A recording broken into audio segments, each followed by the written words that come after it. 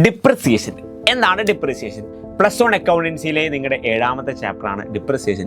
വലിയ ലെങ്ത് ഉള്ള ചാപ്റ്ററാണ് ഡിപ്രിസിയേഷൻ, പ്രൊവിഷൻസ്, റിസർവ്സ്, ഇതൊക്കെ ഈ ചാപ്റ്ററിൽ പഠിക്കാനുണ്ട്. പക്ഷേ നിങ്ങളുടെ +1 പോയിന്റ് ഓഫ് വ്യൂവിൽ വളരെ കുറഞ്ഞ മാത്രമേ ഈ ഡിപ്രിസിയേഷൻ്റെ തന്നെ വളരെ കുറച്ച് പോർഷൻസ് മാത്രമേ നമുക്ക് പഠിക്കാനുള്ളൂ.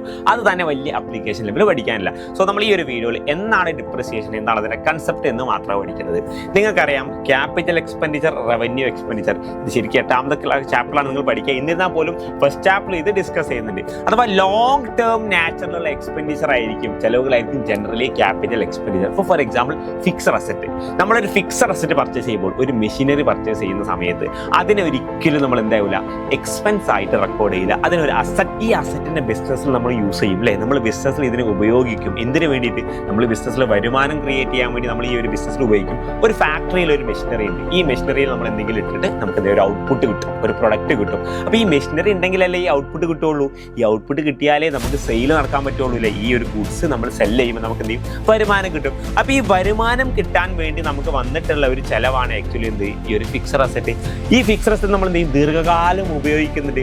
ഒരു വർഷമല്ല, കുറേ വർഷങ്ങൾ ഇത് ഉപയോഗിക്കുന്നുണ്ട്. അപ്പോൾ ഇത് ഉപയോഗിക്കുമ്പോഴേ നമുക്ക് വരുമാനം കിട്ടുള്ളൂ. അങ്ങനെയാണെങ്കിൽ ഈ ഒരു ഫിക്സഡ് അസറ്റിനെ നമ്മൾ ഉപയോഗിക്കുന്നതിൻ്റെ ഒരു ചാർജ് ഉണ്ട്, അതിനാണ് ഡിപ്രിസിയേഷൻ. അഥവാ ഈ ടോട്ടൽ ചാർജ്, ഈ ഒരു ഫിക്സഡ് അസറ്റ് നമ്മൾ വാങ്ങാൻ വേണ്ടി വന്നിട്ടുള്ള ഈ ഒരു ചാർജ്, ഈ ഒരു അസറ്റിനെ എത്ര കാലം യൂസ് ചെയ്യുന്നോ, 2, 3, 4, 5, 10 വർഷം ഈ ഒരു അസറ്റ് നമ്മൾ യൂസ് ചെയ്യുന്നുണ്ട്. അപ്പം അത്രയും കാലത്തേക്ക് ഈ ഒരു ഫിക്സഡ് അസറ്റിൻ്റെ ടോട്ടൽ കോസ്റ്റിന് നമ്മൾ അലോക്കേറ്റ് ചെയ്ത് കൊടുക്കും. അപ്പോൾ 10 ലക്ഷം രൂപ കൊടുത്ത് വാങ്ങിയ ഒരു ഫിക്സഡ് അസറ്റ്, ഇതിന് നമ്മൾ 10 വർഷം ഉപയോഗിക്കുന്നുണ്ട്. അപ്പോൾ ഒരു വർഷം ഇതിന് ഉപയോഗിക്കുമ്പോൾ അതിൻ്റെ ചിലവ് എത്ര? ഏകദേശം 1 ലക്ഷം. അങ്ങനെ ഓരോ വർഷവും ഇതിൻ്റെ ഓരോ ലക്ഷം രൂപ വീതം ചിലവായി കൺസിഡർ ചെയ്തിട്ട് 10 വർഷം കൊണ്ട് ഈ 10 ലക്ഷത്തെ നമ്മൾ എന്താക്കി കാണിക്കുന്നു? ചിലവായിട്ട് കാണിക്കുന്നു. ഈ 10 വർഷം കഴിഞ്ഞാൽ പിന്നെ ഈ അസറ്റ് ഉപയോഗിക്കാൻ പറ്റുമോ? ഇല്ല. അപ്പോൾ അതോടുകൂടി എന്തായി? അതിൻ്റെ ചിലവിനെ മൊത്തം നമ്മൾ എന്താക്കി കളഞ്ഞു? എക്സ്പെൻസ് ആക്കി കളഞ്ഞു. അപ്പോൾ വാങ്ങുന്ന വർഷം എന്ത് ചെയ്യില്ല, നമ്മൾ അസറ്റിൻ്റെ വാല്യൂവിനെ എക്സ്പെൻസ് ആയിട്ട് കാണാതെ അസറ്റാക്കി കാണും. ഇതിന് ഓരോ വർഷം ഉപയോഗിക്കുമ്പോഴും എത്ര ശതമാനം ഈ ഒരു മെഷീൻ ഉപയോഗിച്ചു അത്ര നമ്മൾ ഡിപ്രിസിയേഷൻ ആക്കി, തേയ്മാനം ഉപയോഗിക്കുമ്പോൾ അതിൻ്റെ വാല്യൂ കുറയൂലേ.